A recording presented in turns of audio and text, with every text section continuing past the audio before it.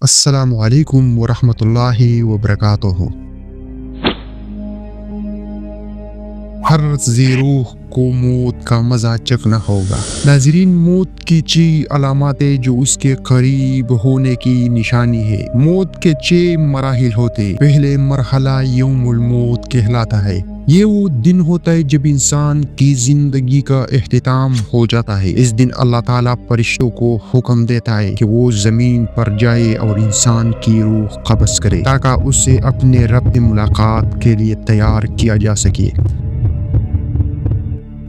بدقسمتی سے کوئی بھی اس دن کے بارے میں کچھ نہیں جانتا، اور جب وہ دن آتا ہے انسان کو یہ بھی احساس نہیں ہوتا کہ یہ اس کی موت کا دن ہے۔ تاہم انسان اپنے جسم میں تبدیلیاں محسوس کرتا ہے۔ مثلا مومن کے دل کو اس دن خوشی اور سکون ملتا ہے، جبکہ برے اعمال کرنے والوں کو سینے اور دل میں دباؤ محسوس ہوتا ہے۔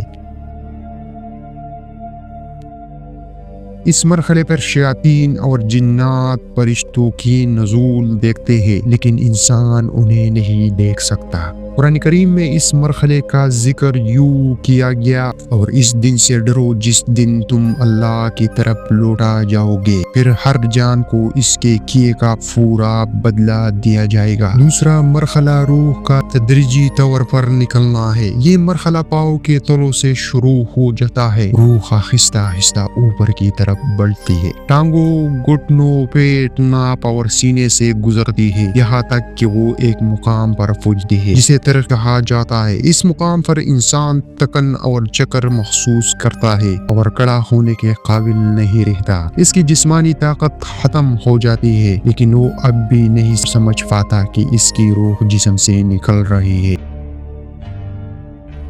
تیسرے مرحلے کا اللہ تعالیٰ نے قرآن مجید میں کچھ یوں ذکر کیا: ہرگز نہیں جب روح خلق تک پہنچ جائے گی اور کہا جائے گا کون جھاڑ پھونک کرے گا، اور وہ سمجھے گا کہ یہ جدائی کا وقت ہے، اور ایک پنڈلی دوسری پنڈلی سے لپٹ جائے گی۔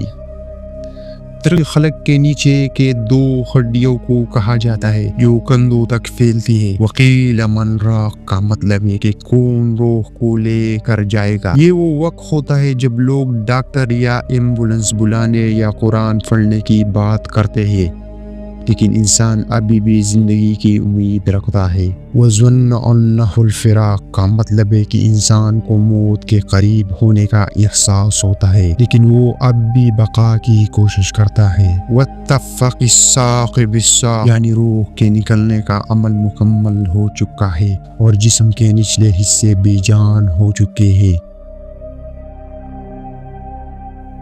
چوتھا مرحلہ حلقوم، یہ موت کا آخری مرحلہ ہے جو انسان کے لیے انتہائی مشکل ہوتا ہے، کیونکہ اس کے سامنے پردے ہٹ جاتے ہیں اور وہ اپنے ارد گرد موجود فرشتوں کو دیکھتا ہے۔ یہاں سے انسان آخرت کو دیکھنا شروع کرتا ہے۔ ہم نے تمہاری آنکھوں سے پردہ ہٹا دیا، آج تمہاری نظر تیز ہے۔ قرآن میں اللہ تعالیٰ فرماتا ہے: پھر کیوں نہیں جب روح خلق تک پہنچ جائے اور تم اس وقت دیکھ رہے ہو اور ہم تم سے زیادہ قریب ہیں، لیکن تم دیکھ نہیں سکتے۔ یہ وہ وقت ہے جب انسان اللہ کی رحمت یا عذاب دیکھتا ہے۔ وہ اپنی زندگی کے اعمال کو اپنی نظروں کے سامنے گزرتا ہوا دیکھتا ہے اور شیطان اسے گمراہ کرنے کی آخری کوشش کرتا ہے۔ قرآن کہتا ہے: اور کہو اے میرے رب، میں شیطان کی وسوسوں سے تیری پناہ مانگتا ہوں اور اس سے بھی کہ وہ میرے پاس آئے۔ پانچواں مرحلہ ملک الموت کا داخلہ ہے، جہاں انسان کو معلوم ہو جاتا ہے کہ وہ رحمت والوں میں سے ہے یا عذاب والوں میں سے۔ اللہ تعالیٰ فرماتے ہیں: اور جن کی روحیں فرشتے سختی سے نکالتے ہیں، ان کو چہروں اور پشتوں پر مارتے ہیں۔ اگر انسان مومن ہے تو اس کی روح نرمی سے نکلتی ہے، جیسے پانی کا قطرہ مشکی جیسے نکلتا ہے۔ اللہ تعالیٰ فرماتا ہے: اے اطمینان والی روح، اپنی رب کی طرف لوٹ، راضی اور مرضی سے، اور میرے بندوں میں شامل ہو جاؤ۔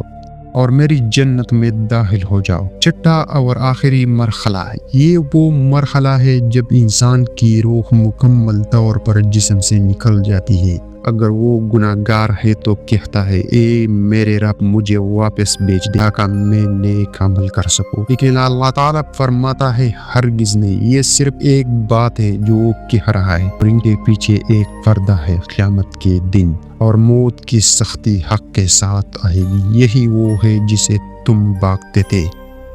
یہاں مومن کے لیے جنت کی بشارت ہے، جبکہ گناہگار کے لیے عذاب کی وہی۔ ناظرین، کسی آدمی نے ایک مفسر سے پوچھا کہ لوگ موت سے کیوں ڈرتے ہیں؟ انہوں نے جواب دیا، کیونکہ تم نے دنیا کو آباد کیا اور آخرت کو برباد کیا۔ دوستو، امید کرتے ہیں کہ ویڈیو آپ کو پسند آئی ہوگی۔ اللہ حافظ۔